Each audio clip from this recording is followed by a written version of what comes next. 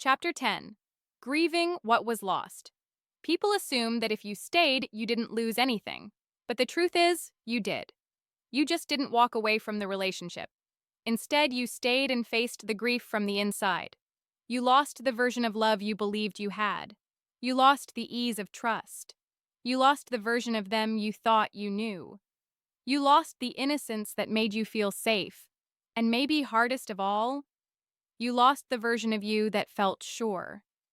Even in choosing to stay, there was a quiet goodbye, a letting go of the story you thought you were writing together. It's okay to grieve that.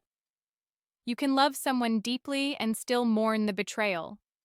You can want to rebuild and still feel sad for what was broken. You can forgive and still feel a sting when you remember how things used to be. Grief doesn't only belong to people who leave, it belongs to anyone who had to say goodbye to what they once believed. Sometimes it hits you in waves, seeing an old photo, passing a restaurant where you once laughed freely, hearing a song that used to feel romantic and now feels hollow. It's disorienting.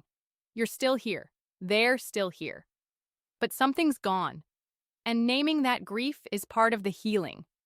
You don't have to pretend it didn't matter.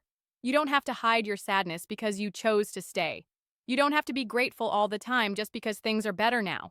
Healing isn't just about moving forward. It's about honoring what was lost along the way. So take the time to grieve. The blind trust. The comfort of not wondering. The way things felt before the break. And when you've cried, raged, remembered, and released, you'll slowly begin to see what can still be created. Not a replacement, not a replica, but something new, something rooted in truth, something resilient. Yes, you've lost something, but you haven't lost everything. You still have yourself. You still have choice.